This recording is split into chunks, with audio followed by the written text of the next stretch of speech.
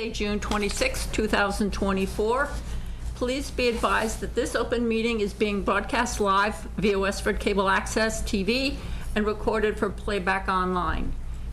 Attendees are reminded that by attending this meeting, you consent to your likeness and audio being used for rebroadcast by WCAT. So the first item on the agenda at 7 p.m. is open forum. Do any members of the commission have something for open forum? Matt? The town engineering department and highway departments have closed Old Lowell Road over Pond Brook off of South Chelmsford Road. They're starting to install the bypass and the temporary damming measures and, get that culvert replaced. And, the contractor is certainly conscientious of, the time frame, but also the sensitivity of that area. I look forward to that progressing. So the detour is in place, and the deer crossing sign has been installed on Vos Road per the special condition. I know that was something that came out of the commission's public hearing. I think that's all I have. Okay. Do any members of the audience have something for open forum? No. Okay. So moving on to our next 7 p.m. agenda item, the Stony Brook Conservation Area Access Road from Depot Street to Camp Neshoba. With no members of the Land Preservation Foundation present, do we want to just give a report of? Yeah, do, yeah. Okay. 3-minute report. 5-minute report. Okay. So this morning we had a Zoom call with Chris and Sarah, who are directors, regional directors. With Teamworks. With Teamworks, the organization itself, as well as Stacy, who's the director, the on-site director for the camp here. Jim and I were representing the commission, and Matt was representing conservation planning. Andrea was going to attend for the Westford Land Preservation Foundation, but she ended up having to go into court, so she wasn't able to make the call. I think we had a good discussion. There was a lot of exchange of information back and forth. Stacy, who's the on-site camp director, also worked for the Marcus Lewis program, so she was able to provide information about how they handled consolidated transportation back in 2019 under Marcus Lewis program, and then also what Teamworks had attempted to do in 2022. She shared information about the challenges with busing in some of the concerns, like heavier vehicles maybe causing more damage to the road.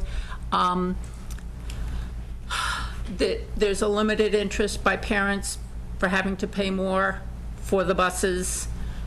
The program that they have is for children aged 4 through 14. So children who are under 8 or weigh less than 65 pounds have to be riding in a car seat if they're using that consolidating transportation. And that car seat then has to be retained and kept track of at the camp so that it can then be used to put the kid in afterwards. They do have a lot of families who have multiple children participating, so they're part of what they're going to track is, as the program gets going this summer, is how much they have in essence in-family carpooling or multifamily carpooling. They also will give us more specific figures, but at this point the number of campers they have is nowhere near Marcus Lewis's being at the camp's maximum. So we're looking to get, they're looking to provide more information, see if they've got any other thoughts from some of the other sites where they have camps that we could potentially use. We talked about a lot of issues on both sides, talked a little bit about, what some of the options might be. They're going to really look at how they're on a rolling enrollment, so somebody who wants to put their child in the program has up until the previous Friday to enroll, so they don't have a projection of what the volume's going to be, 1 to 2 weeks out, but they're going to start, as things ramp up in July, they will be tracking and should be able to give us more definitive information about, about vehicles and other things. So that was only with Teamworks because Rec Department was not available. We'll still need to have a conversation with them. I don't know, Jim, if you have anything you'd like to add? No, I just didn't get a real strong sense that there's any approach that it's going to be acceptable this year or next year. So I think we're going to end up begging Highway to do the continued minimalized maintenance on the road, to keep it in the current condition, and then it's going to be a tough negotiating after that. Well, and one of the things that I started to wonder about is because all we've ever done is kind of patching to keep it, is in fact the road surface itself sufficiently degraded over the last couple of decades that to the point now where we can't get it back to that road condition that it was when we bought the camp. Is it one of those cases where it's going in a life cycle and we kind of felt like we were able to keep it the way it was, and maybe that is in fact not the case, and it's, so those are some of the things that I think we have to look at, that they may be issues more than just the vehicles that will be problematic. And so I think the next do we have a time frame for meeting with Teamwork, with the Rec Department? No, the director's off this week, or when I sent out the request, she responded on Saturday saying that she was off this week, and I'll coordinate beginning of next week, and probably I anticipate the week of maybe the 8th or yeah, sometime after the 4th of July, just to kind of understand their practice, kind of understand how they've been operating, and what avenues and opportunities are there for to I think it'd be beneficial if we had a town of Westford meet with us, Andrea from Westford. She could be Westford Land Preservation Foundation, and she could be Board of Selectmen as the signature on the lease, and Rec Department. That's it. I think we need to talk amongst ourselves, amongst the town. Well, and the other thing I suggested when I talked to Andrea this afternoon was, because some of her work commitments can preempt her from being able to participate in discussions, is that it may make sense for a second Westford Land Preservation representative to be involved. So that they are. It's up to them to appoint somebody. Right, but that they would always be represented at any discussion we had. That's what I'm saying. We should have somebody. Yeah. She was the representative that they should put forth herself, and I said, excellent, we need you. But if it's got to be somebody else, that's fine. Well, and it can be somebody else in addition to her. That'd be fine too. Yep. So. I'll be in touch with beginning of next week with kind of the rec director's availability, and again, I think that similar time frame, maybe mid-morning-ish, maybe advantageous to try. Because I know their programs aren't, well, I guess now they don't have, it's usually with the school programs operating, it's just good to catch her earlier in the day, but now that they're operating on summer schedule, maybe different, so I'll coordinate with her and find some windows and follow up with all parties. So moving on to our 7:10 p.m. agenda item, it's a continuation of public hearing for Fields at 26 Green Needles Road. Hello. Hello. Yeah. So we had a walkthrough the other week, and we're pretty much in dead agreement on the ones that we decided not to remove. Actually, the ones I didn't want to remove anyway. They were just what were initially flagged. So other than the one that we're going to hopefully trim up a little bit. That's all I have. Did we want to I think formally report? You had a map that you'd marked out. Yes, and this is and what was provided ended up being the result of that. Thank you. Oh, okay. Yeah, in the meeting packet, So initially, I don't know if the commissioners wanted to report on the site visit, record that now during the public hearing. Yeah, why not? It was hot. But not as hot as Thursday. So true. It's crazy there. So the site visit was attended by Eric, Ann, and Jim. It was Tuesday, the 18th, thank you. And the commissioners, thankfully it's a small enough lot, we're able to get a sense of the flags, or the trees that were, all 18 of the trees, get a sense of, some of the scale of the pines growing.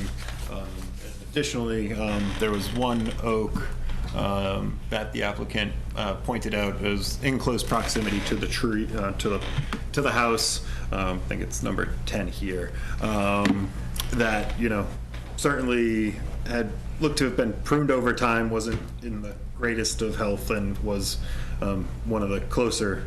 It was the closest hardwood tree to the. Yeah, I was good with taking it, so, then you know me. And also discussed was, kind of some pruning of the other hard oaks and maples, removing the dead branches, kind of being aggressive with that to kind of, modify the growth. And the plan We before. were the- basically in agreement with what was being proposed, other than, the couple that, we were hoping to do a little more just pruning and not taking down. Was there discussion about the types of trees that would be, trees and/or shrubs to be planted? Some, but I think you little were bit. gonna think about what you wanted and then come back and propose Yeah, something to and us. Matt said that he would just want to approve it prior to planting, and I think it has to be replanted within an appropriate growing season. Yeah, within the grow, within this grow, or within the season with which they're cut, Yeah. so it's not, oh, it's 3-year approval, and, you cut it in year 1, and then, oh, we'll get to that in year Yeah, 3, yeah. if you cut it in year 1, stuff's getting replanted in year 1, and, But I know the applicant did, as shown in the plan, kind of replanting with the intent to provide screening along or between the properties. That was kind of the desire, which I think certainly makes sense. And, it doesn't appear to But I be. think we were looking for maybe a couple of deciduous or trees or something like that too, as opposed to just arborvitae's or just a screen. Yeah. And the only other comment I had was the house next door that also had a number of trees marked. That's right, yeah. And perhaps before, I don't know if we need to reach out to him or if they might reach out to us, but I would hate to have to be after the fact. Yeah. I'll try and get a letter out to Yeah, find the property owner, because, yeah. Yeah, I didn't, easy enough to deal with it, but I'd hate to have to deal with it after the fact. Yeah, because one of the things is, especially if you've chosen some evergreens, one of the things to think about is as they grow and their branch spread grows, you don't How want, wide, yeah. you don't want them going together so that you don't get a really good screen down low, because those branches are likely to die off. A lot of times I've seen people plant arborvitae's and then what happens is just what you say, there'll be one that'll just die off as they get larger, and Deer will eat them up Deer into a up to a certain certain height, yes. Well, and also, if they're too close together, then their roots don't really have enough room around them to thrive. And so, yeah, spreading them out, sometimes you'll get much better results with each of Success, your yeah. planting. So, okay, so we're looking at conditional negative? Yes, and with the condition of, no less than 8, or no less than 11, trees, shrubs, predominantly of trees, mixture of deciduous and coniferous, be replanted. I didn't know if the commission wanted to leave any standing kind of stumps or, I didn't really see a place for a butt log. yeah. Yeah, I didn't, so. Just wanted to ask. Yeah, no, that's fine. I can strike it from a determination a lot easier than making sure I had it. That's where a 10 to 15-foot section is left to be wildlife habitat for woodpeckers and stuff like that. Sometimes it's appropriate and sometimes it's not, but that's something we always consider. And Matt explained that a negative conditional determination is a good thing. Yes. Good. Well, it sounds good. Yeah. Sometimes people hear the negative and it's like, negative is generally is bad. Yeah. Okay. Can I, if there's, any comments or questions from the audience? Okay, can I have a motion to issue a conditional negative determination? So moved. Second. All those in favor? Aye. Can I have a motion to close the public hearing? Second. All those in favor? Aye. Thank you. Thank you. Beautiful. Thank you, guys. I'll be in touch. Thanks, Matt. Okay, so moving on to our next agenda item, the 7:15, public hearing for U13 Alcorn Crossing. Under Massachusetts General Laws, Chapter 131, Section 40, the Wetlands Protection Act, and Westford's non-zoning wetlands bylaw, Chapter 171, the Westford Conservation Commission will hold the public hearing on Wednesday, June 26, 2024, at 7:15 p.m. in Meeting Room 201 at Town Hall, 55 Main Street, to consider the request for determination of applicability application for Henyang Yu for the removal of 5 trees within 100 feet of bordering vegetative wetlands at 13 Alcorn Crossing. Hi, my name is Hyun Yu. We have 2 dead trees in the backyard and 3 small trees just grew towards the house. So we construct one tree service company, set out to remove all of them. We have asked them to schedule service maybe in July, so that's why I come here for the approval. So I Permission, yeah. Yep, I stopped out this afternoon. Both of the dead trees, I think maybe were ash or, but there's no leaves growing on them now, and if there was ever signs of life, it would be at this time. The 3 small trees referenced are pine trees, maybe 6 inches in diameter, but they are exhibiting growth only on the, they're the vegetation at the edge of the buffer habitat that was that remained when the house was developed, and they're all exhibiting growth on the house, towards the house. And so I certainly understood kind of the applicant's desire to remove them. And, certainly the wetland is, to the rear of the trees being removed, approximately, probably 55 feet. It was nice to do, while the photo in the application does kind of identify the 5 trees to be removed, going out now and seeing the lush understory, there's many mature trees in this area. This buffer has many mature trees, and also the understory is fairly thick as well. And I know if we want to, in terms of potential conditions, I don't actually see there being an opportunity for replacements that aren't going to be outcompeted initially by the existing vegetation. Jim? About the trees farthest into the woods, are they candidates for maybe topping? Yep, that was something, I discussed with the property owner as well, leaving, 10, 15 foot, standing by law, The dead trees? Yep, the dead ones. And actually, as along the driveway, the property owner showed me one that looked to a similar tree where 15 feet tall that had a pretty good sized woodpecker hole in it, and I was like, well, that's what we're looking to create. That's what we're striving for. Yep. So certainly the habitat or the wildlife is there to support the habitat, and if the commission is amenable to those 2 conditions upon hearing public comment.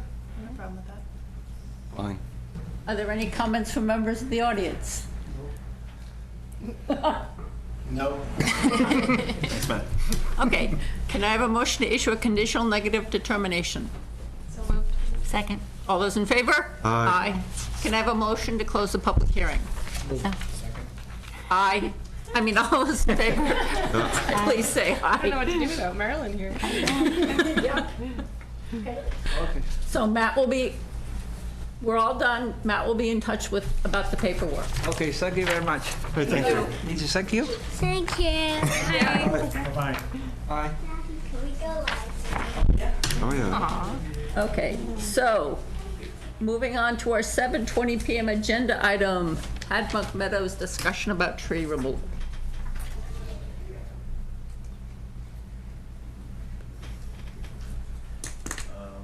Thank you. I think the representative from Tadmuck Meadows.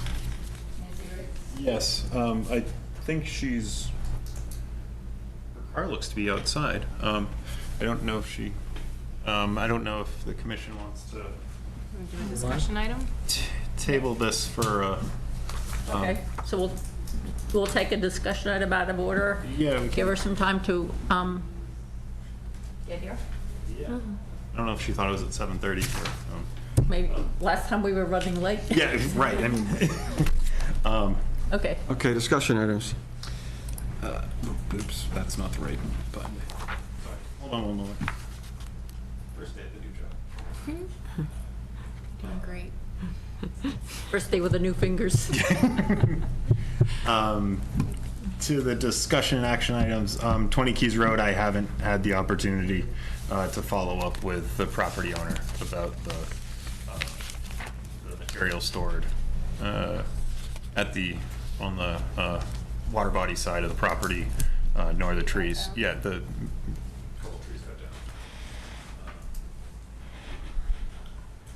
To the Stony Brook Conservation Area user concern follow-up. Jim alerted me to a couple police reports that were documented this Sunday? I don't know, this past weekend. Yeah, Sunday the There were 23rd. two suspicious person and one bylaw violation. Yeah. That's what it said in the police log. I don't know. Just to summarize the couple reports, there was a visitor to the property who reported to the police that there was somebody, there were users of a motorbike or ATV going up and down the main camp access roads. But when the police responded, they didn't observe any activity, nor could they hear any, they're typically fairly loud. And so they were aware, they're aware of that.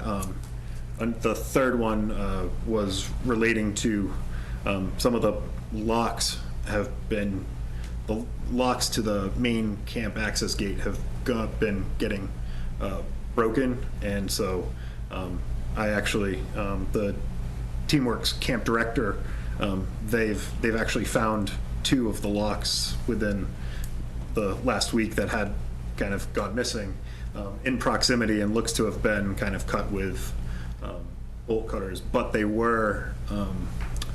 occurred weeknights as opposed to on the weekend. So I'm going to provide that to the police department to include in the reports that, it's not, camps, the camp users aren't misplacing them and losing them, and, we can kind of, document that, somebody. Vandalism? Yeah, somebody Somebody's is breaking in. actively doing it, and that, if the patrol car, they have, the captain has reached out and let me know that they are providing, they directed the officers patrolling on the weekend to swing through, even if it's not get out and go to the beach, it's at least be a be more of a presence than, and, kind of just observe from the vehicle, from the car, from the roadway.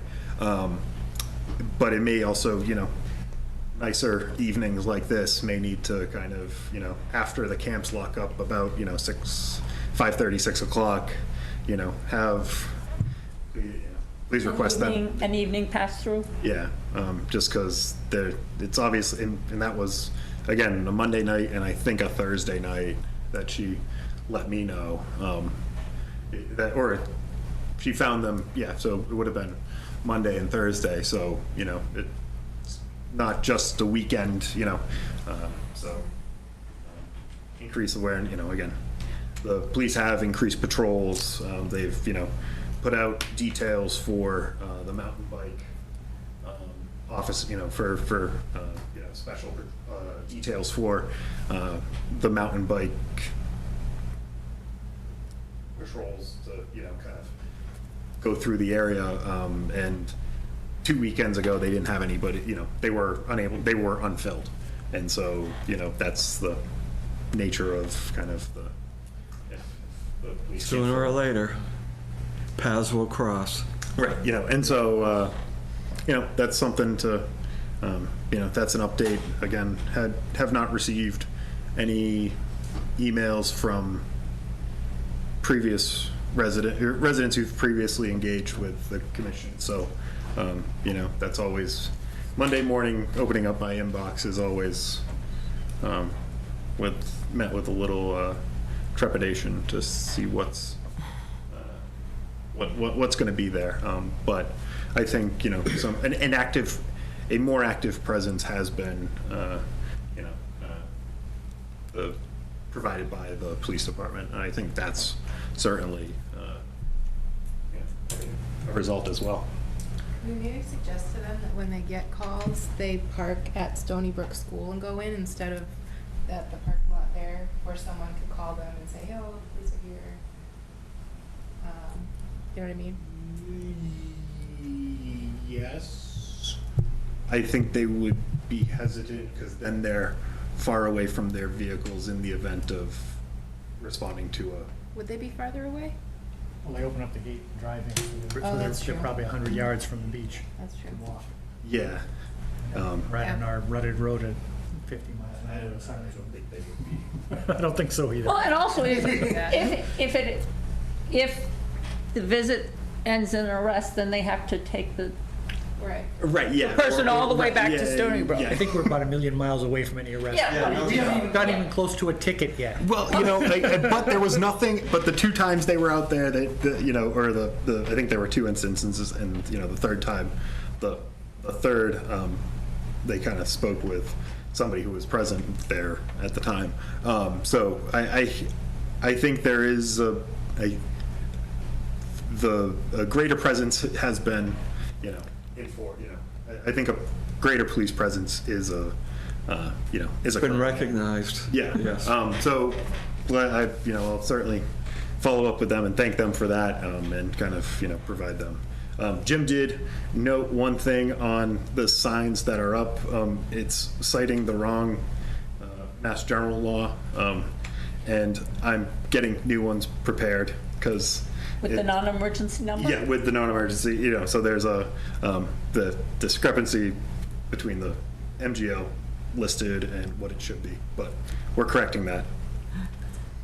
Have we heard anything about how the beach attendant hiring process is going? I haven't. I checked the bulletin board today on the way in. They're still advertising for the. I think they advertise. That may just be kind of a, all summer advertising, but Still there. yeah. But I'll follow up with the rec director. Okay. Here she is. We moved on. I thought it was 7:40. Matt saw your car, so we took a couple of, discussion items, and now we're, And I went for a walk. Sorry about that. Okay. Hi, Nancy Rigby, Chad McMeadows Condominium Trust. so circling back to our 7:20 PM agenda item, Tad McMeadows, discussion about tree removal. We did receive the photos provided physically circulated, showing the birch trees snow laden, impacting people's overhanging. Most of the snow had melted by today. So you did your site visit, Yeah. and you went out, and So Site behind, visit. you saw an abundance of growth. behind So that was- the tree, the houses that are the closest to the tree line, there's probably 5 to 15 feet max of grass, and then there's a stone wall. At the base of the stone wall, plus or minus a few feet, are the conservation markers that say, don't disturb beyond this point. Those were very, very difficult to even find, and they were at most maybe 6 feet away from us, because the growth there is just phenomenal. It's every species of It's invasive that you could imagine. Autumn olive, multiflora rose, bittersweet, there's probably some buckthorn. And then there's deciduous trees and a couple of pine trees also. And you can see which ones would be leaning the most if they're laden with snow or in a wind situation. So we looked at it was Ann and Margaret and myself and then Matt. We thought that we have no problem with clearing up to the markers, and anything from the markers that leans towards the house, that can be trimmed. So if it's growing beyond the marker, but there's a trunk that's leaning up over the marker, I'm sure some of these are like in that. yeah, then that would Those be, could be trimmed Those- away. Be cut at that point. Yeah, kind Right. of treat that markers of the boundary markers as a barrier, and don't cut anything and make any cuts beyond that, but clear before it. So when you say that, is it a vertical line and not that tree's crossing, therefore we can get it here? Nope, you can get it at where it crosses it. That's what we looked at, right? yes and no, because if it's an invasive, Well, we hadn't get to that part. yeah, but if it was an invasive tree that's going beyond the marker, yes, one of the things that we do allow is in that no disturb is for you to have a project to go in and remove invasives. So if the case was, it was whoever you're contracting with says, oh, this is if there are invasives there, then yes, we would want to see it dealt with, because we don't want, that's not protected in the no disturb zone. Invasives are typically different than trees, though. No, autumn olive, they have got so much autumn olive. Some of the bittersweet Well, is yeah. Really? Yeah, I it's didn't. Old school, yeah. big, yeah. Been there. Well, I didn't know what olive autumn was until I moved to Tadmuck Meadows, but it's in mostly that National Grid easement, and what happens with them is they come whenever they feel like it, clear it, and whatever grows, and it's just too big of an area that we don't maintain it. Where we walked was just, I think there are 4 buildings that are on the outside. 5, actually. 5? Yeah. So we walked around all 5, because we could see, even with the first ones that you hadn't talked about, they're just lagging a little bit behind the others in terms of having a problem. But yes, over where, near the visitor parking, and there's all that autumn olive will also spread because it'll send out lateral roots. I You get a gotcha. certain distance and another one pops up. Walking behind those buildings, there was a lot of autumn olive in there. I So see. is all friends. We've kind of come up with an approach for how the applicant could clear the area and protect their houses, the multiple buildings along that edge. The first step would be to highlight where those marker posts are, to make sure they're all there in accordance with the plan, and highlight the location so you can walk along and see them. Then whoever's going to be doing the cutting, they could clear up to those marker points. From the marker points to the house, that could be cleared. So it's essentially from the base of the stone wall, maybe a couple of feet into the house, that's fine. Then anything that leans, you can trim. Anything that leans over that line, you can trim it at that line. But if you want to get cutting to the ground of anything beyond those markers, for any kind of management of the invasives, we would require some kind of a maintenance plan that identified what you're going to do, what you're going to go for, and how far in you're going to go, what type of activity was going to take place. Some of it might be able to just uproot the things. Some of them are going to require, a lot of them are going to require cutting, maybe treatment of the stumps. It depends on the. But the item. this is where, if, because even from the marker up over that stone wall towards the house, I think that's more than, it's a bigger project than the homeowners could take on, so we're assuming that you would contract with somebody to do it. Yeah, we're not cutting it down. Right, Yeah. and so if you're what Jim is outlining, if you kind of give that scope to the company that you request a quote from, they will be able to provide a detail, they'll go in and look and they'll provide a detail that they may say, oh, beyond the markers, we're seeing these autumn olives, we're seeing this bittersweet, and they would then come up with the proposal of this is how we would take care of it. And so that's what we would want to review and approve. Yeah. I don't think this is going to be a one-time go in and trim to the markers, because whatever you've got in there is going to continue to grow. Correct, which I think is why I'm sort of disappointed in what you're saying to me, because, so there's a couple things going on. We have two budgets when you're a condominium complex, and there are rules in how you can spend what. One's a maintenance item, comes out of your operating budget. Another one, if you can come for an improvement plan, it comes out of reserves. So based on the expense of it, we were hoping we could use reserves, which meant improvement, which is why I was suggesting cut down and plant something we prefer. And that's part one. Part two, honestly, and I hate to say it to you because you're not going to like this, I'd prefer the autumn olives to the birch trees any day of the week because they are low growing. So if they take over, They are, not tree growing though, they're low grow. When I look out under those, what do you call them, power lines, and I look forever down toward Princeton Properties, I believe those are all autumn. Am I wrong about that? I think I am. yes, they would, but if you drive through Lakeside Meadows, which is up by, autumn olives can get 20, 30 feet tall. And they send up multiple trunks. They just keep growing. They take over. Yeah. Yeah. So in this case, I'm going to say to you, there is no way we can combat those autumn olives out there underneath those power lines beyond. Yeah. This is just We're the only ones talking about the ones ringing the behind- building. Yeah, behind the 5 buildings, Yeah. the ones you pictured. Yeah.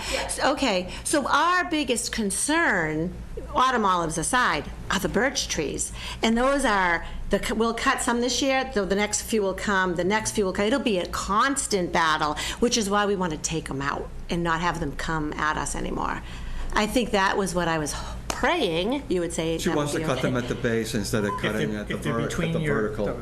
the markers and your buildings, yes, you can. Right. We're saying yes. Oh, you can I do know. that. I If just they're beyond think. that, then you can trim them where they cross the line. Yeah. But she's saying that if you do that, it's going to keep on coming back and they're going to keep on trimming them at the line. But then it's maintaining, it's maintaining it's maintaining within the limit of work, the previous limit of work, and it's, and that's mowing your. Disagree with Jim. Yeah. I just understand what Yeah. she's saying. The markers look to be about 30 feet from where the wetlands are, maybe even less in some locations, I'm not But sure. This is Really where you, close, it really is. this is where you request a quote, and some of it maybe this all isn't done in 1 year. Maybe those first 3 buildings, you have a project this year, and then there's another project the next year, and just look at the expertise that the contractors you're dealing with have to offer is in terms of, if they have experience with this, what are the priorities to tackle?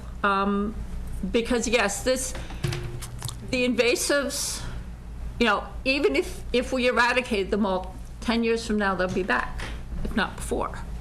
So, Yeah. Yeah, but some of it is, I guess, so Jim has outlined what you can do without further approval up to the markers. I see. And then if the contractor you're talking with makes recommendations about what they see beyond the markers, that's when we would want to see a plan. And it's one of the things that you could structure that says, okay, if it's too big to fund all in 1 year, come up with a plan of doing it over.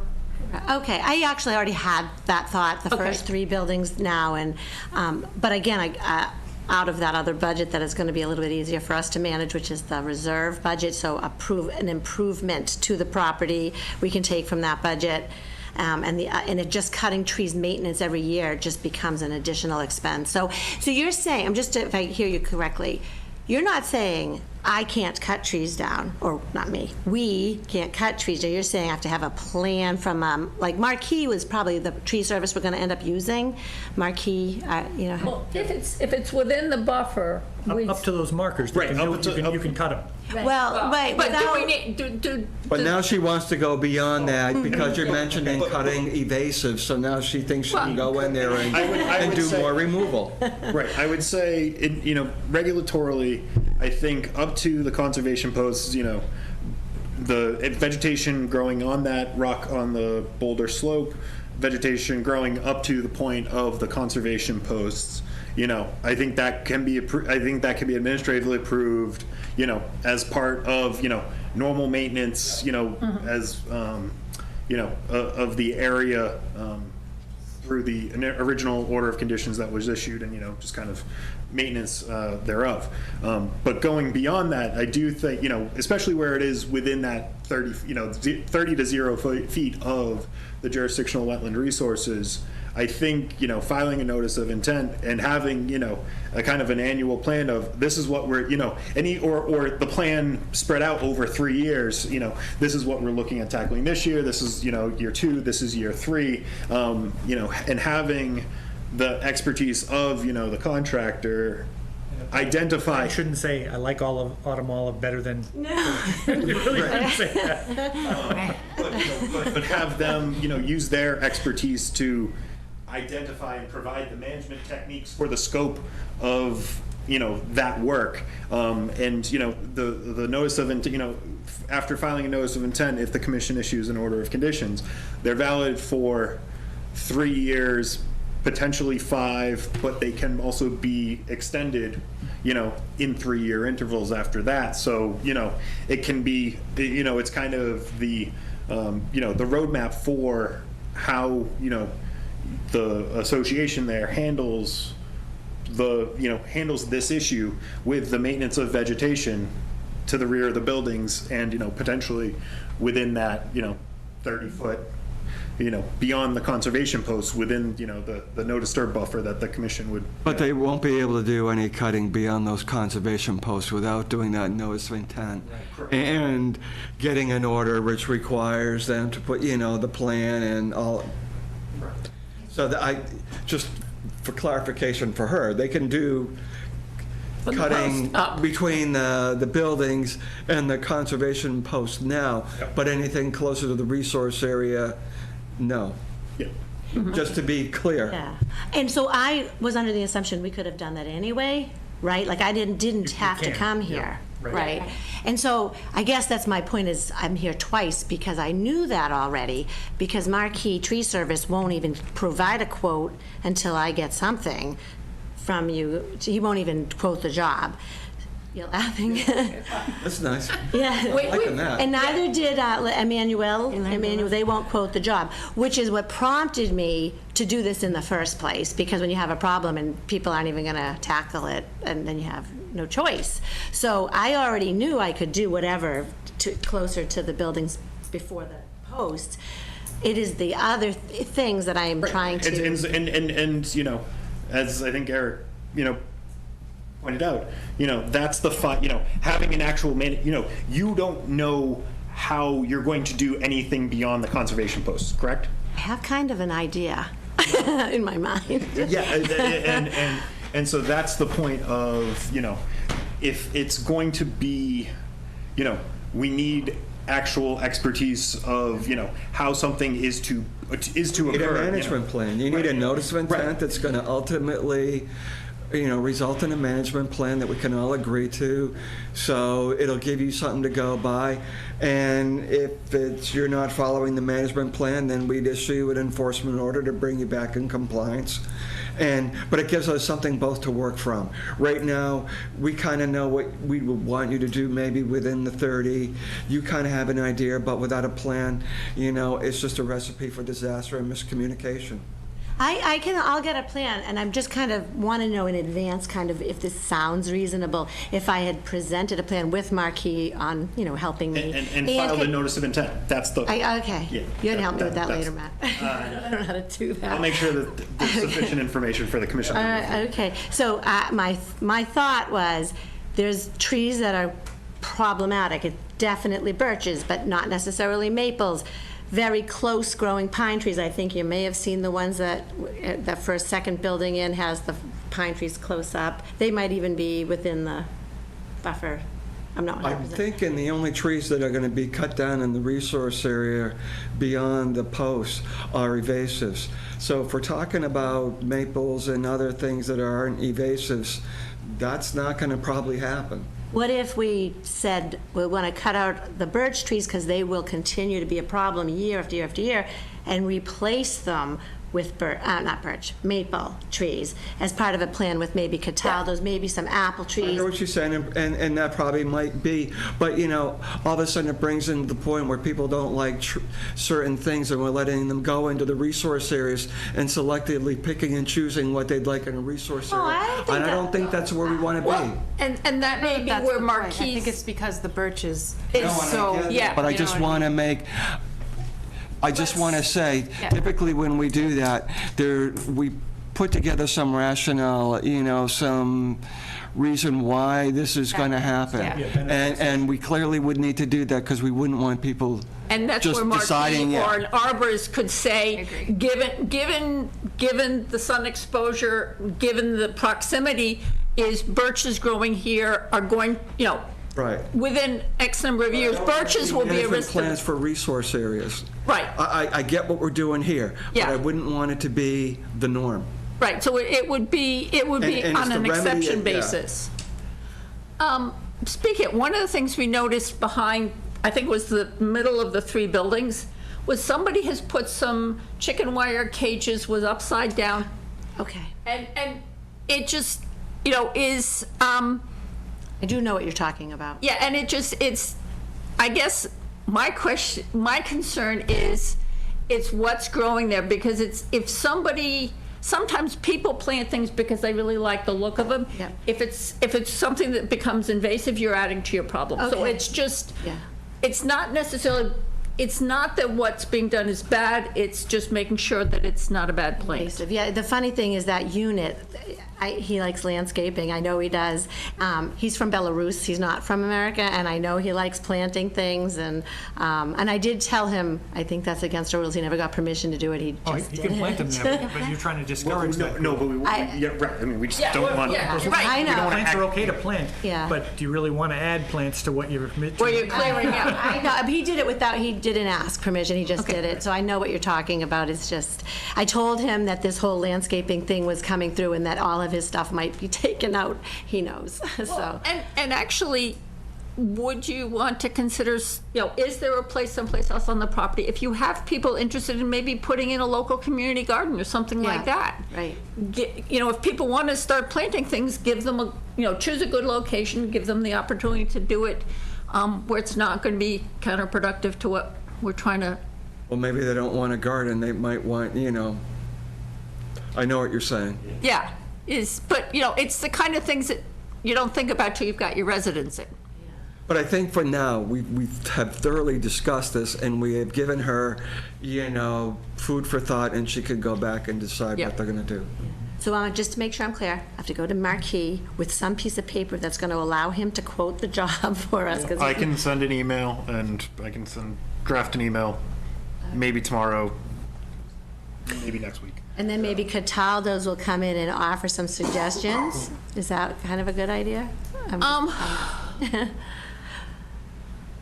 I would start with, one of the things that will need to be done is to make sure that all the conservation posts, they need to be located, because there were some places where the vegetation was so thick we couldn't confirm that they're there. So they need to be located, but yes, I would say start with Marquis, in terms of just maybe phase one is talking about what you're doing between the buildings and the conservation posts, and then so you don't slow that down, and then a second conversation about what you do beyond the posts. I see, okay, all right. And it's up at, we're supposed to do the locating of the post, I'm just asking. The original plan, the as-built plan. Yeah, I can take a. Hopefully has them marked on there. How many? We found about 6 of them, but we Yeah, figured you there's can got to be more, because yeah, it seemed I- like the distance is. I'll take a look Yeah. at the as-built plan. I mean, I know, But, yeah. I know our special conditions now require that the posts be shown on the as-built plan, but I don't know when this was done. 2010. All right. I have something that's not related to this applicant, but, or this discussion topic, but it's on the same subject. So when we're done, we all done? Aye. Yes? We're done. Okay. done. All right. So I'll just I'll talk be in to touch. you. Okay. All righty. Well, thank you very much. It was informative, and I appreciate it. Margaret, this is Sorry I was a, late. this is a great example of the kind of situation we can get in when a builder comes to us with a proposal to build right up to that 30-foot line, and that becomes the limit of tree line growth, and that's where the filtration, you know, the barrier, erosion control barrier goes. And this is the situation we're in, where you've got pine trees and birch trees that are literally 10 feet from the buildings, starting full-grown, that close. And you can see this is the problem they're gonna have. So, I mean, we approved this one, whatever, 10 years ago, something like that? 14 years ago, okay, whatever. But we really have to watch carefully for situations that we're building in for That when the near-term buildings are at problems. 50 and, you know, and then there's a no disturb at 30, Right. that 20, Don't build them at 30 then, right, it becomes a problem as the trees grow and lean. and they all do, as you can see Yeah. from these pictures. So, just an example of, you know, what we gotta remember when we see every application that comes into us. Yep. That's it, thank you. Although you can mention this, and it probably was brought to the attention at the time, but given the nature of this development, it, you know, a number of us were here on the, you know. Yep. Yeah. We know better now. I think we probably knew better then, you know, but here we are 14 or so years later, and Darn things keep growing. Well, but it was really incredible how, I mean, there were bittersweet leaves like this. yeah. You know, it was just, it's got to be the most fertile soil in there. But anyway, okay, so moving on to our 7:25 PM agenda item, request for certificate of compliance for Choice Incorporated, 60 Littleton Road. I did not receive an update from the requester. So no action? No action. Okay, moving on to our 7:30 PM agenda item, request for certificate of compliance for Weedamo Estates. Good evening, Matt Waterman with Land Tech Consultants, here on behalf of Weedamo Estates, Inc. I'm sure most of you are familiar with Weedamo Estates. I think we've been doing various projects, not only for Weedamo Estates, but for other projects down at the entrance. It's off of Tingsboro Road near the intersection of Depot, Groton Road, and where Tingsboro Road heads north towards Tingsboro. The project started way back in 2005. Eric, you were probably here then, correct? I was indeed. I was too, unfortunately. But we're here tonight for 3 certificates of compliance. They're all associated with the subdivision, it was done in 3 phases. There was Weedamo 1, which was kind of the entrance road, the first kind of 1,000 feet up to kind of where Appian Way goes down to the shoreline. And then there was an interim Weedamo 2, which was actually only 2 houses and didn't really have any road construction. And then Weedamo 3, which is kind of the newer section of the road that goes up the hill beyond kind of the original project. The certificate of compliance were all done around the same time when we were working with Planning Board and the Commission to permit this project.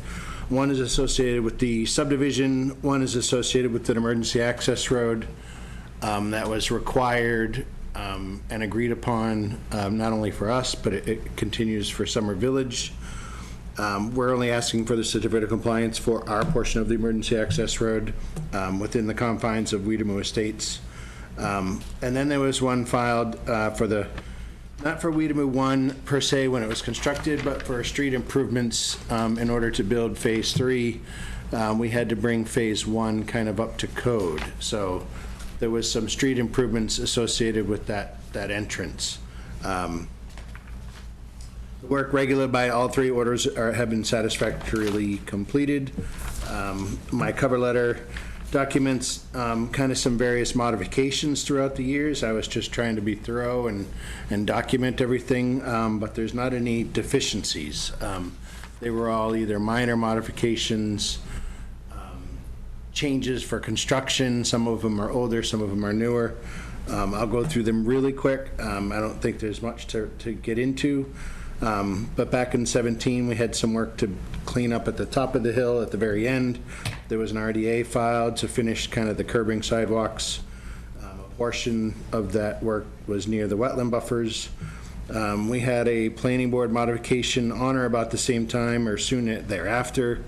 Actually, sorry, it was about a year or two after, where we were doing the final as-built plans and working with the engineering department. And there was just some kind of clerical changes that were needed with the plans.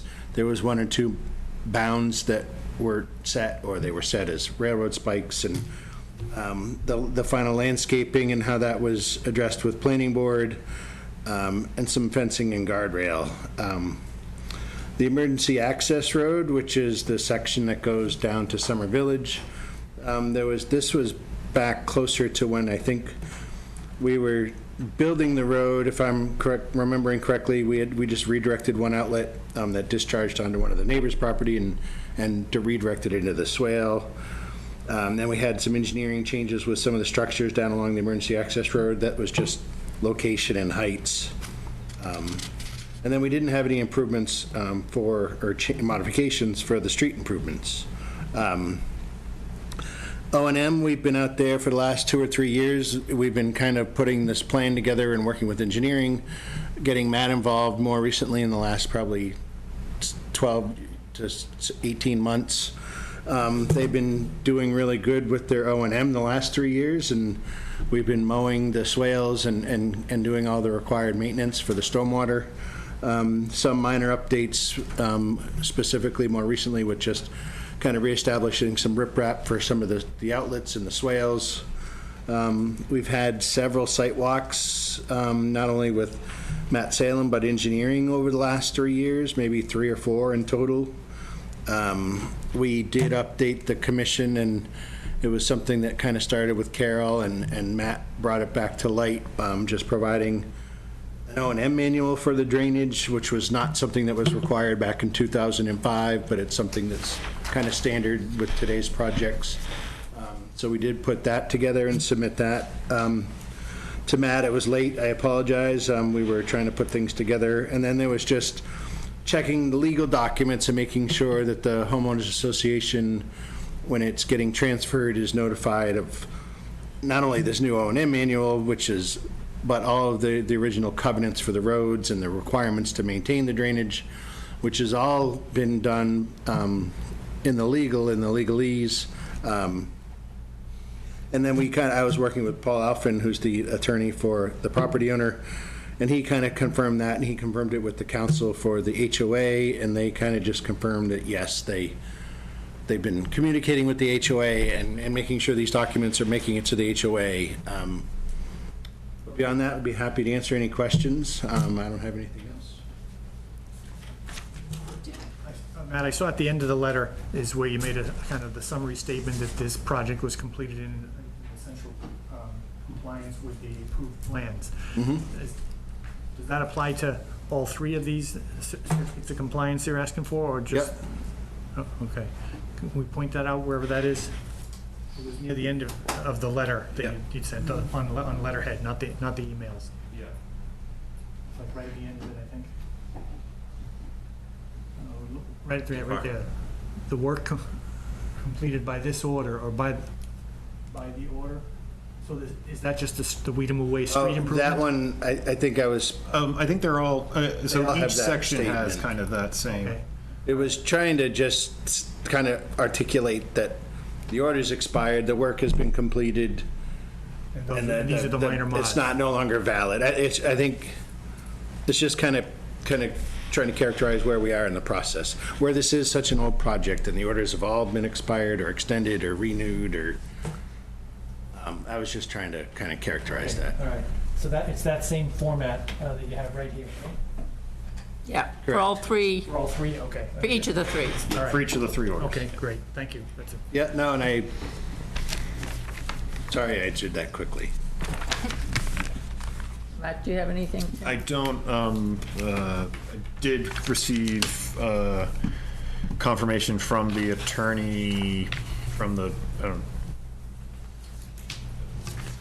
what would you describe, how would you describe Attorney Angel's, what's his role with respect to what Paul's role is? No, and I know, and it was an email between Paul Alphin and Rob Ansel. Paul Alphin represents Wiedemann Estates Inc. Rob and his firm do more like condominiums and represent associations, and so Paul was emailing him directly and just confirming that the HOA had received it, and it was late in the day, and he was kind of brief in his but he was- response. Can we do this or not? Yes. All right. Please issue this. I recommend the certificates of compliance. Before we get to that, any comments or questions from members of the audience?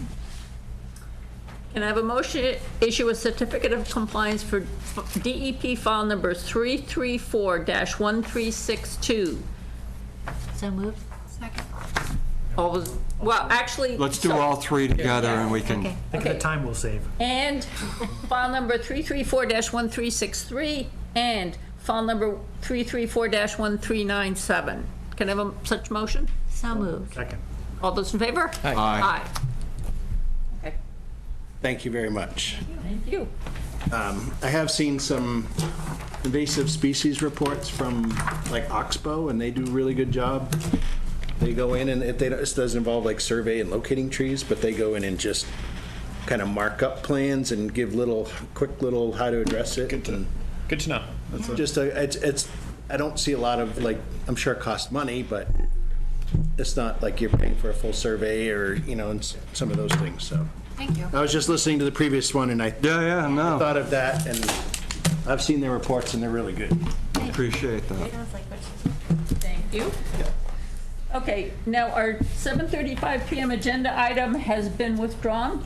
It's just moved to the next agenda. Nobody was able to attend. Oh, okay, so it's being deferred to the next meeting. Okay, moving on to our 7:40 PM agenda item. It's enforcement order compliance follow-up with Hill, 50 Lakeshore Drive South. The property owner and the project engineer provided their letter kind of documenting the work that was done by the applicant within, as subject to the enforcement order. Additionally, they provided some photos as well. I had, one of the items ordered was the landscape and maintenance plan. That was provided. I had some concerns around that. They're seeming to rely heavily on the use of herbicides and fertilizing areas within that 100-foot buffer, including, and that was certainly something the commission would, as part of a typical order of conditions, would not permit. So I would that was one area I was going to say this needs to be removed from. Additionally, I did receive some thoughts from Margaret regarding the lawn areas that were established, one along in kind of the formerly disturbed areas. And I need to confirm that the special condition from one of the previous orders that require, because there's a plan that shows this area, lawn area, and it's noted to be removed. And now we have a lawn area in existence. And so that's... Thinking that was never to be and should still not be. Well, and the enforcement order condition 5 says the native seed mix for soil elevations below 200 Got no idea. be reviewed and approved. And I don't know that it was ever. I did not ever get Okay, so this is not approved. in terms of the lawn area. Right. But, certainly I can ask for plantings, planting receipts. They were unable to weld shut the door, but they secured it with with screws, a plate, and kind of a doorknob, I guess. They couldn't get a welder down there, because they need electricity, and they don't have the electricity down there to, run a welder. So I think that shows the intent of compliance. I mean, and can be continued, can be something in the order of condition, can be something noted in the order of conditions that this, shall not turn into storage, revert to storage. Once they do the next filing? Yes, when they do, they are working towards, again, the whole purpose of providing this is they are looking to file a notice of intent, for the construction of the dwelling at the top of the myriad of retaining walls. If you go down to the next page, that one, had they confirmed that those are all native species? I have not Okay, requested. I wanted to get the Yeah. full scope of what the commission's Okay. thoughts are, and to, have mine? document in response. And I think I touched on some of them, or most of them, and you filled in the gaps as well. If the commission has any other thoughts. So you have storage that's no longer storage because, I'm sorry. I'll let you go. So on this one, the strip, it's, is there any way that they could like Loctite those screws so that those I can, like in there? I mean. You could just take that. You and I are thinking, we're in the same place. They did. Sorry. They. I don't know how they. I think they took a grinding wheel or something, and it's there. They ground off the. It's the. So you couldn't unscrew it? Yeah. They're stripped. They're stripped, okay. They're stripped, okay. Yeah. Again, I think they. Still drill them out, but Yeah. I'll keep an eye. But that can be, again, as I said, a special condition in perpetuity in an order of Well, condition. there was never supposed to be storage there. Right. No. So we have, I know we did, but that doesn't mean that this is permanent and it won't revert back. I'm trying to think of a more permanent solution than what we did here. Because the storage still exists, the space for storage still exists. We've temporarily, Made it harder to be accessible. That's about exactly, it. but I know this site and I'm not confident that this wouldn't once become storage I can again. ask for a more permanent, ask for a more permanent, Yeah. have them provide a more permanent solution, propose a more permanent solution, and, So Well, once if once they- the building's up and they have power down Electricity. there, can they then Weld go it. down there and weld it? Right? I mean, I can ask if that, again, I don't know enough about what amount of power you need for a welder and what length of. Get your compressor, really. You can use I would just like a more permanent solution. More permanent To me, this is not solution, a yeah. permanent solution. No. Okay. Agreed. I think they were intending to file for the commission's next filing deadline on July 3rd. Would the commission be amenable to, having that filing proceed, but with the, caveat that, here's the list of concerns that we had regarding what was provided? Doesn't get one without the other, so, Well- I don't see why he can't. Well, but right now, we don't have the answers to some of the conditions, are the mitigating plantings native species as condition No, four but we said? wouldn't issue But- a building permit or anything like that for him to build it until we had that. But if he's not in full compliance with our enforcement order, do we want to let him file an NOI? I don't know. Does it preclude him from doing it? I mean, I don't think so. So, Okay. I mean, and again, the commission can, say, we're still at this, it's been X amount of time, since this was issued, since follow up X amount of time, and, we want to, the site is not in compliance, so we don't, feel that an order of conditions, or condition anything in the order of conditions to be done within, 3 months, and if not done, the commission can revoke the order of conditions. It's always on.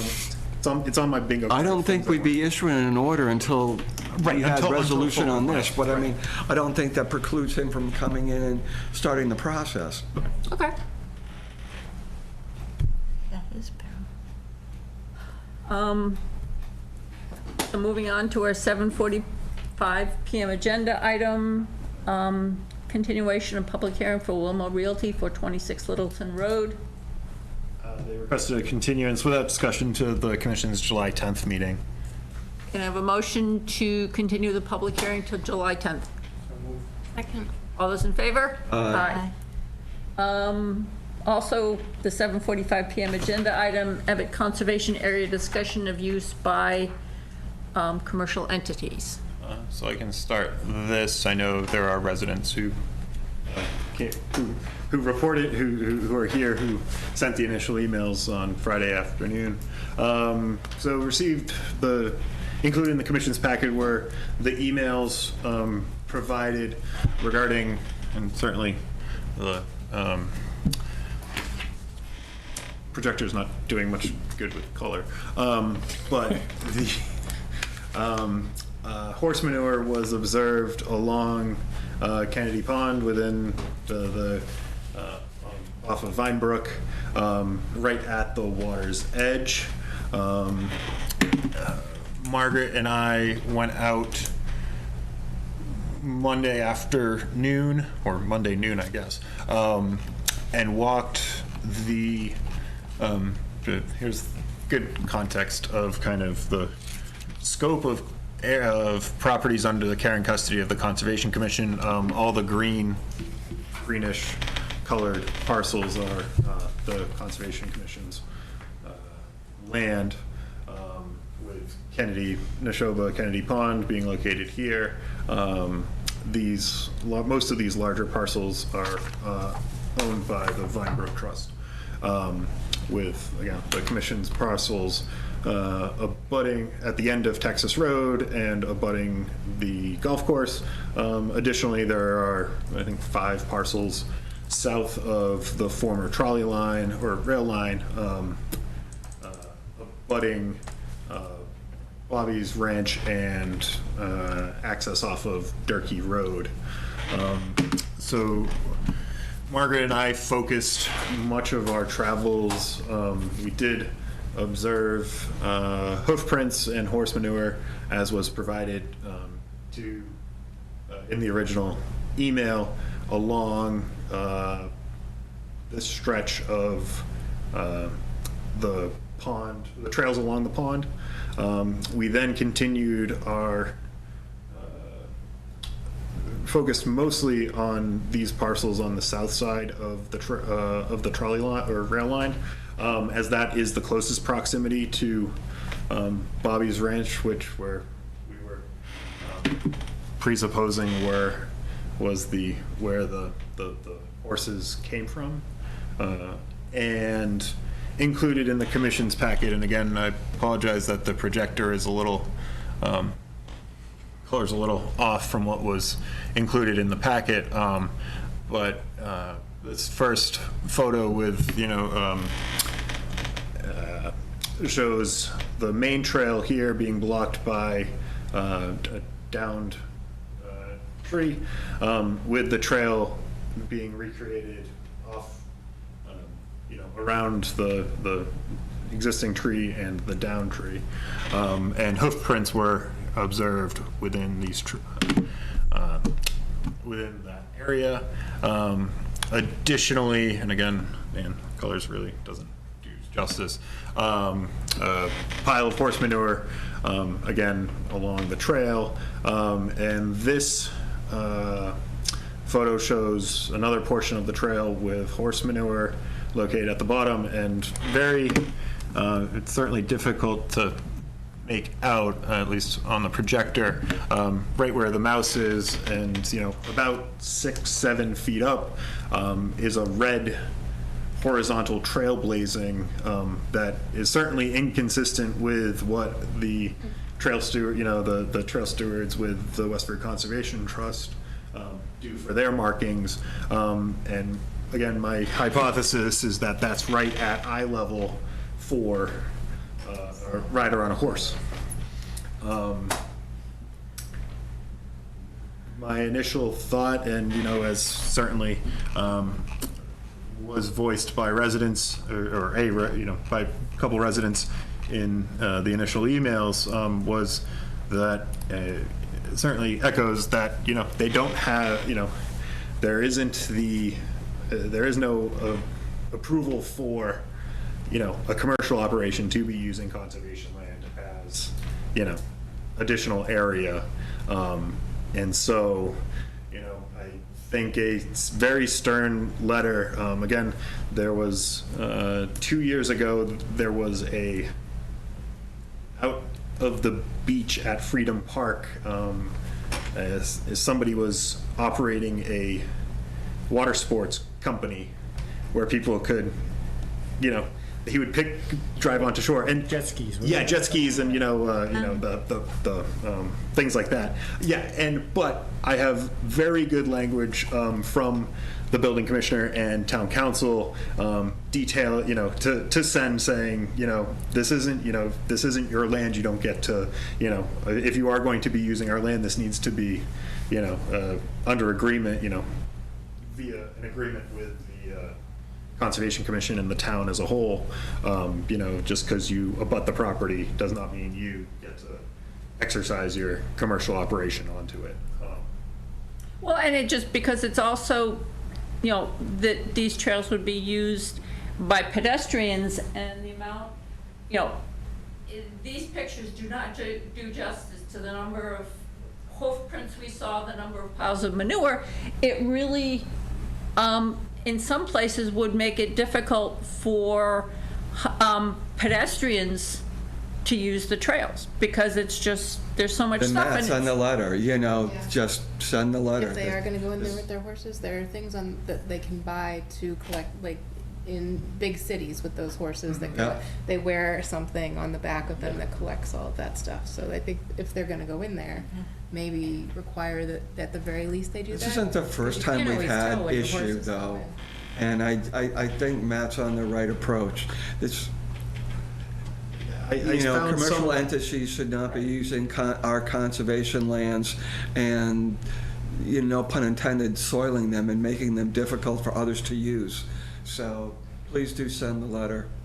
Yeah, If they and want to look- follow up with the commission, have them come in and we'd be glad to have the discussion. Yep, and I mean, looking back through kind of some photos from, I think, 2018, early 2018, so again, prior to my employment with the town, but there certainly were photos with, showing, horse horse hoofs and activity. There's been horse activity Right, out yeah, here, so so, this is ongoing, so yeah, so- we can talk about it, but send the letter.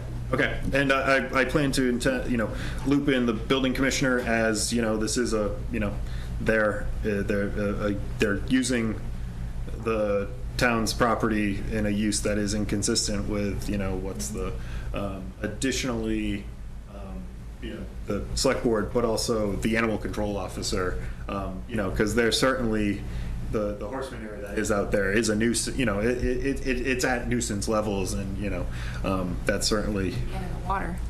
right, and in close proximity to the water. Again, I can't, when issuing enforcement, the burden of proof is on on us to we know this is you because we saw it. And that was why we followed the trails that actually led back to Bobby's Ranch. And Don, I know. Can I talk? Yeah. Sure. If you. I've got a lot of. Okay. Don Galliano, 100 North Vincent Drive. So we've discussed this with the Conservation Commission before, and I think, Matt, you mentioned 2018, Bobby came here to talk with us about this. So he admitted that they're using the land.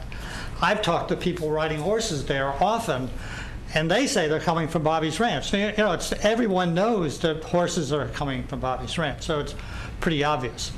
Now, the horse manure around the pond is my concern, and the horses that go directly into the pond, what triggered me to send this email was seeing a big blob of horse manure right next to the pond on the beach, and talking to a woman who was there, who basically bragged about her daughter riding her horse from Bobby's ranch into the pond as if it was a really cool thing to do.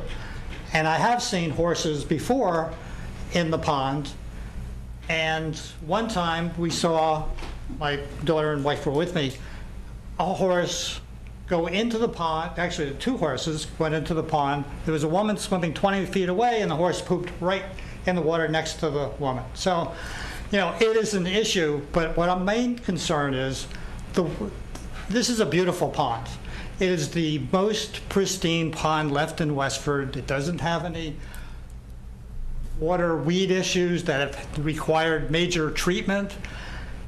And I want to protect this pond, Kennedy Pond, because it is a treasure, I think, for the town. So that's my main issue. I agree, there's horse manure on some of the other trails. There's tons of horse manure. There's less around the pond because I go there every week and clean it up. Bobby, when he came here, said he was going to do it twice a week, and they never did. Yeah, we had an agreement, I remember that, and if it's Yeah, not... I'll look into the minutes Yeah, I to mean- kind of get a. Yep, and we formed a committee with Carol Gumbart, Peter Mahler, Kate Hollister, Bill Harmon, and me to evaluate, discuss all the issues with this area and come up with solutions. We met a couple of times and the meetings kind of fizzled out. After that, I sent the email that Matt was mentioning with all the photos. I counted the photos today. There are 47 photos in there. There were a lot, yeah, I didn't know. And there are a lot, and the majority of them have pictures of horse poop on the trails. All of them on the pond trails. So, that's my concern. But I agree that the horses, they beat up the trails. I mean, there are some trails that literally are paved with horse poop. So if we stop horse activity coming in from Bobby, then that stops that source. One of the questions that I'd had from having walked around Kennedy Pond is, I know it abuts Audubon land. Is it possible to have horses coming in, private horses coming in from the other direction that could be an additional source? Right. I've seen horse trailers at Trailside like 2 times in the last 10 years. So, the Trailside parking area. So there have been horses that have come in from other Okay, areas. so we would meet, But but it's just, there are other trails Address that the major problem, and we'll take, yeah, dealing with Bobby's going to deal with like 99% of it. Exactly. Don't no, but I'm just thinking is, focus on the problem, and then worry about other ancillary things after. I think But- finding the agreement that Bobby Yeah. agreed to when he came Yeah. before us 5, 6, 7 years ago is probably key, because you remind him of the terms of that and what he Right, agreed to. Enough's educate- enough. Yeah. Just, Bobby, Right, I mean, Bobby and himself is not you around know, anymore. The commission has. But the people are. I'd running like now. to run this by the animal control officer and the select board as well. But would the commission want to entertain, a we don't prohibition? want, we don't want it on the property. Right, no, enforce a prohibition of, horses, horseback riding on, 7, 8, 12, parcels under the care and custody of the commission, and get it be posted, and then, after that, there is, enforcement of, again, it's making, being at the right place at the right time, but at least it's. I really don't know if we have to do that to be able to stop this from occurring. Yep. And I just think we just need to stop it. So I think we've had enough discussion, send the letter, and we'll go from there. But, enough's enough. I agree with that. Enough is enough. The argument that I've heard from them is they've been doing this for so long, and therefore they feel that they're Right of entitled to adverse keep doing it. possession? Yeah, right. Yeah, it doesn't work for. But I agree that, my point is enough is enough, you know, it's like, they've used the public land for a long time, they've gotten advantage of it, Okay. so, Great. okay, thank you. And our last 7:45 PM agenda item is the lease for the day agricultural. I have not been able to connect with the farmer. Okay, so that's still, They haven't been planted yet? I haven't swung by. I can swing by tomorrow. I'll probably. Yeah. Well, season's over. I mean, Season's planting's Planting should have happened like 3 weeks ago. Yeah, I mean, Way back, yeah. I'll follow up and see what, yeah. I guess there's really no Unless she's planting No peas drive. or Yeah. drive to do Asparagus. this. We're wondering about the enthusiasm of continuing it. arugula. Oh. Doesn't seem like there's much. well, and actually with the girls doing Flowers to Empower, have they noticed activity farther in? Right. No, you haven't heard any comments. We noticed that there's been inactivity on the lease signature, right? That we don't have a signed lease. Yeah. So so it doesn't, there shouldn't be any activity. Right. Is that what you're after? No. No, but it just, yeah, okay. So getting back to discussion items. Well, what's our next step on the lease? Are we done with that? I mean, I can follow up and, and let them know, like, if this isn't executed in 2 weeks, by the commission's next meeting, We'll assume that there's no interest in. right, there's no interest, and remove all your things within 30 days per the terms of the former. And we need Then to what do we put do to protect winter the rye or soil? something, right? I can I'll talk to the other towns that have farming, that, occurring on town properties to get somebody out. I know somebody was out haying a field in Chelmsford, or so Facebook said, so it's gotta be true. Okay, but if in fact we don't get the lease signed by July 10th, then the next step is the lease will not be signed by us. They need to get their equipment out in 30 days, and we will pursue what needs to happen with the property for the rest of the growing season. Yep. Sounds like a plan. Okay?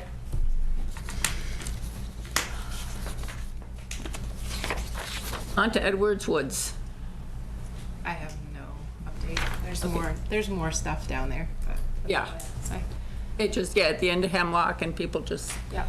bring their yard waste in and dump it. I haven't witnessed anything, so I haven't. Yeah. Is there any follow-up on my police report, calling the police department? They said they were gonna follow up with me, and they never did. I know you sent me that text. I'll ask for I'll look at the police log and figure out Okay. what's. Thank you. Okay. Freedom Park improvements. Thank you to Noel, his son, and Jim. The benches look Benches are beautiful. They're all back and installed. Gonna hurt their feet. All the spikes are covered up by the. Yeah, Oh, feet now man, cover the that hurt. spikes. I stepped on one of those. Oh, The yeah, yeah. bolts that were sticking up? Yeah. Where the bench was supposed to be. Right. Yeah, okay, so the benches are done. We'll need to engage with, looking at the fall for the scout projects, for the walkways. At this point, I'm kind of done with first pass of invasive removals. I'm done with bittersweet. I don't have all the poison ivy, but with the vegetation growing in, I can't get to it anymore. I've taken out, as I was taking out poison ivy, I was coming into locust root masses spreading off of rhizomes. And, I'm looking back at the correspondence. One of the first things they did was there were 40 or 50 locust trees growing up along the pond edge that they took out. And I think people have said this is a beautiful park. I decided that if,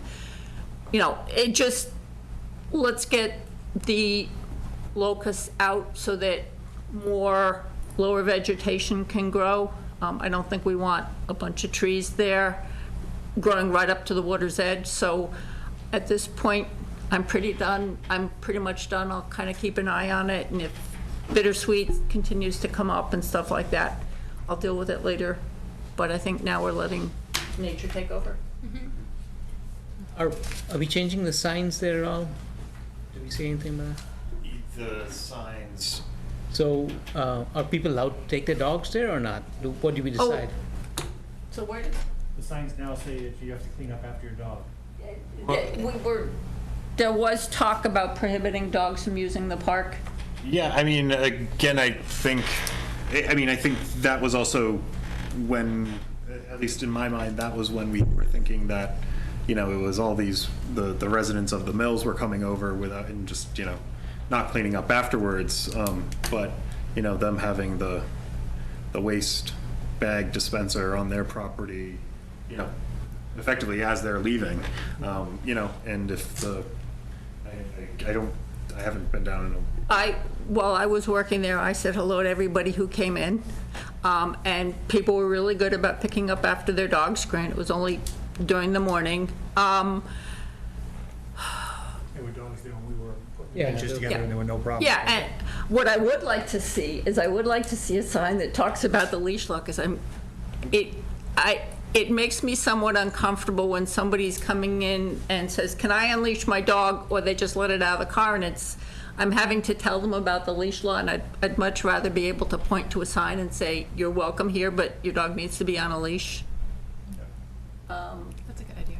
Yeah, and I think because that inappropriate commercial business activity stopped, I don't know that we really need to, we had originally talked about the signs for prohibited activities like grilling and consumption of alcohol. I don't know that, at this point, I don't know that that's a problem we need to solve anymore. Okay.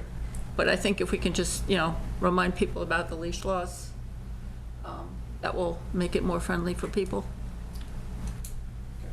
And then any moves on, or any moves on the fence? I'm still that's in the works of what I'm trying to get done. Getting the fence contractor to Yeah, come in and fence, look around, how to go around the trees. fence contractor, so yeah, I'm trying. I really am.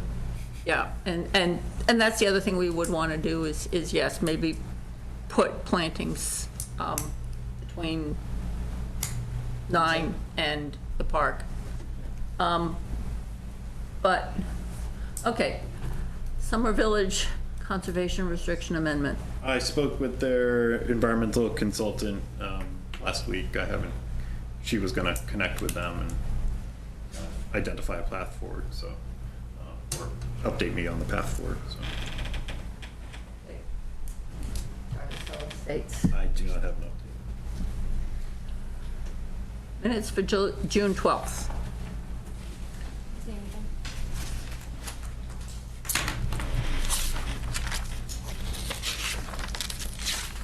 What's our plan for the Jarvis Hills estate? Are we gonna do anything with that? It's been 5 months now, 6 months next week.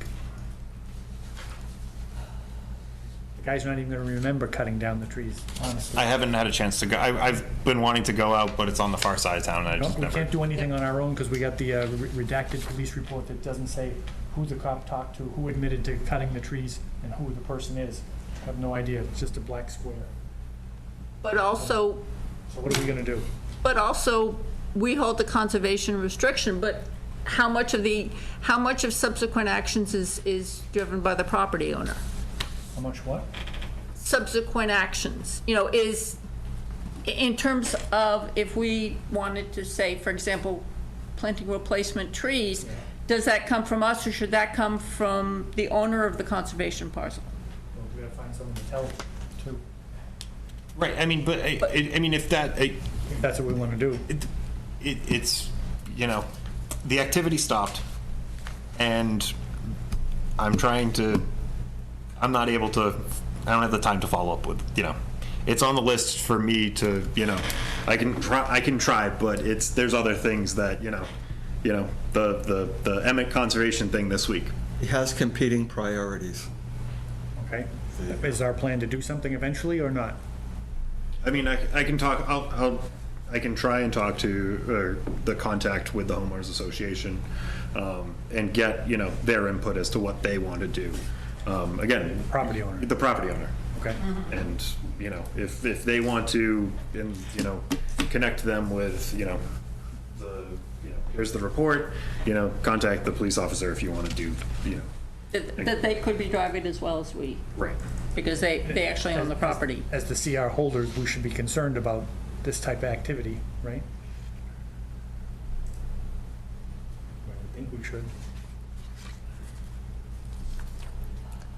We wouldn't want nothing to happen. Yeah, we wouldn't want people to do it and not have there be any, Right, no repercussions, no Yeah, repairs. no ramification. No reestablishment of, the damaged area, nothing like that. That's not a good way to. But then it's also jointly with the property owner themselves. Sure. Yeah, and maybe that's one of the things that can, Impose that situation on what we got going with the East Boston camps, the roadway issue, with the care and custody type owners of the property, yet the Land Preservation Foundation is telling us, no, you're not gonna do the paving. They have a role in it, and we have a role in it. Yeah. And in this situation, we should, and the owners should. and Nothing's going on. I mean, I don't know what's our plan? I can understand if we're busy with competing priorities, but eventually we gotta do something. can we basically reach out and basically say that the property owner has an equal responsibility with us? That it shouldn't. Right. I mean, I'll send something, yeah. Yeah, I mean, We know there's been a violation of the conservation restriction. See a police report attached. It's redacted. If we can get it when it's not, that would be beneficial, because nobody can do anything with a redacted report because you have no idea who to talk to. But what it can be is, it starts with, what would the property owner like to have done in recompense? And that can be, that can be a starting point for what do we want to have happen? Because I don't want to see it all on us figuring out, okay, well, bad thing happened. It's up to the commission to figure out and drive what should happen next. Is the owner of the conservation parcel has a responsibility as well, and what happens there should really be what they want to have happen. And then we can help to enforce that. But I don't know. If they choose not to do anything, Right. then maybe we We have shouldn't to be happy. impose our, Right. And just because they refuse to do something doesn't we do mean it gets nothing. to go away. And we don't automatically do nothing then because they didn't want to do anything. No. We have a separate responsibility for the property. We Right, don't- and again, I've had competing Yep. and so that's, sure, I'll move it up, and, some, the inquiries Well, I'm just that I get, that come into I'm this. not asking you, I'm asking the commission. Right, no, but, What's our plan to do something? Are we going to do anything? Because if we aren't, we can take it off the list, and I'll be disappointed in us, but I guess it could happen. Are we planning to do anything?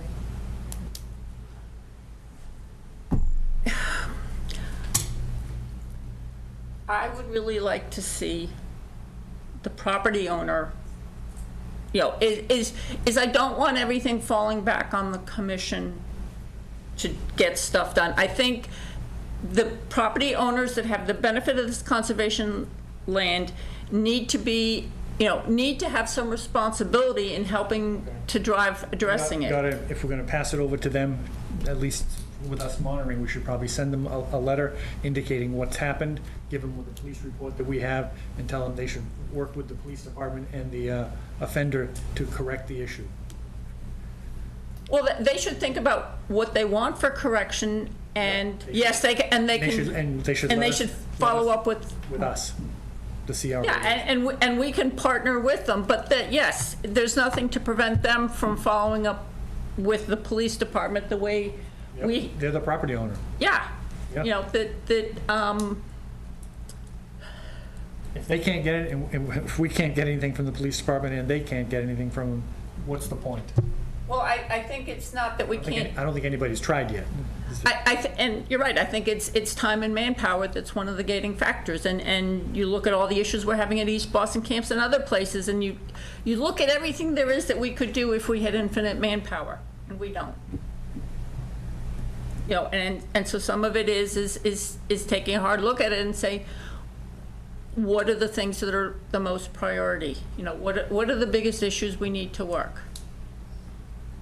would say chopping down trees in conservation land is probably up there. Yeah, it is the wrong thing. So, yeah, I guess what happens is Matt just moves this up the priority list a little bit, and we can get going here, and don't let it just, We don't have you to- know, fall by we the don't have to take it upon wayside. us to do the whole thing, but I think we got to turn it over to the property owner and let them know and keep us informed of what corrective action you're taking.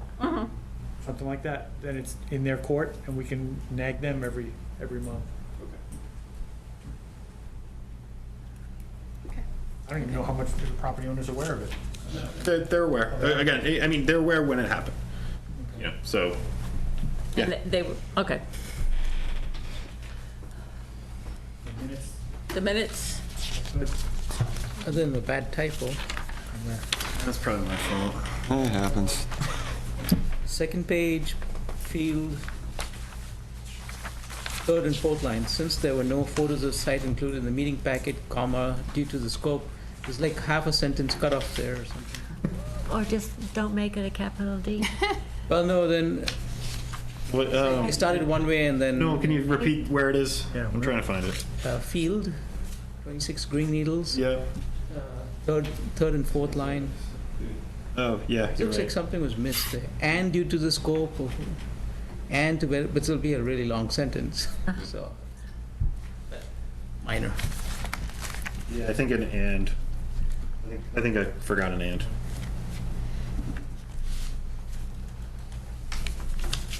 good catch.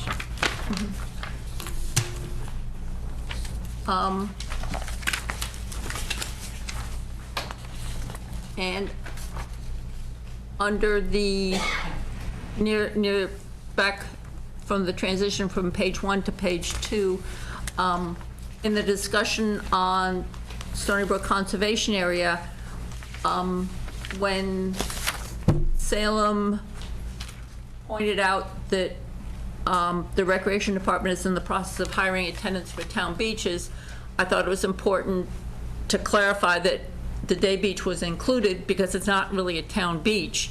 You know, so make it clear that East Boston Camp Beach was be included, and then at the second to last sentence, that.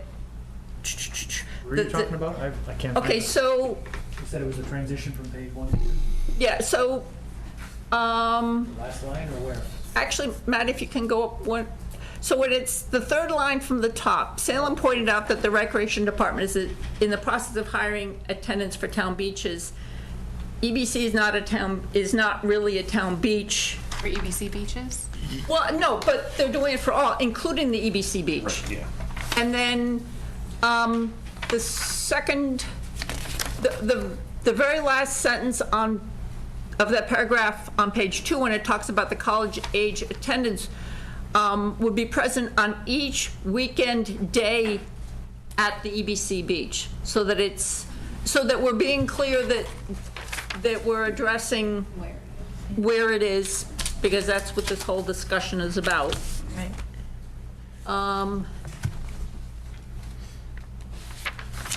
And, bum, bum, bum, bum. Oh, and then under,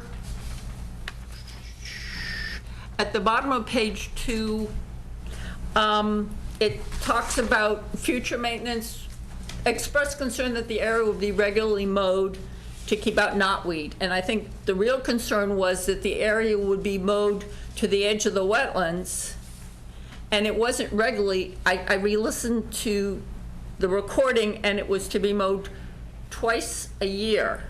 So it's that the area would be mowed twice a year to the edge of the wetlands, and that was our concern, because that was not going to, that was not what we wanted.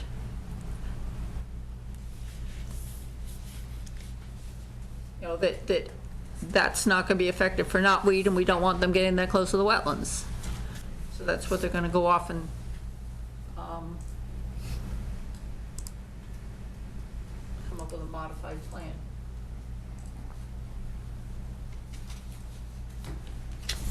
And it also flagged the question, how's the memo on the hybrid meetings consensus? Gonna be done shortly. Okay. hybrid meetings. That Opposing hybrid meetings. the discussion about our perspectives on having hybrid meetings. Oh. Matt was going to draft a memo summarizing our discussion, and we need to get that out so we have our chance to have our say.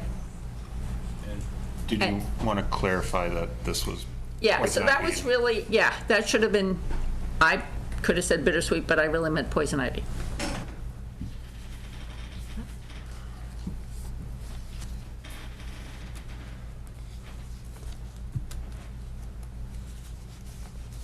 And that's all I had. So, can I have a motion to approve the minutes as amended? So moved. Second. All those in favor? Aye. We've recorded our site visits, Yep, during the public hearing discussions, or discussions thereof. no site visits to schedule. So any other business before we move into executive session? See? Oh, sir, Yeah. did you have, were you here for? Just visiting. Okay. We're about to move into an executive session, in which case, you can't be here. Yeah, we would need you to leave the room. Thank you for Okay. your attendance. Yeah? Appreciate that. So I move to enter an executive session to consider the purchase or value of real property as an open session may have a detrimental effect on the town's negotiating position, and reconvene an open session solely for the purpose of adjourning the meeting. Can somebody make that motion? So move. Second. Okay, so we need a roll call vote. Eric? Yes. Noel? Yes. Jim? Yes. Noel? Yes. Ann? Yes. And Margaret, yes. So now we are.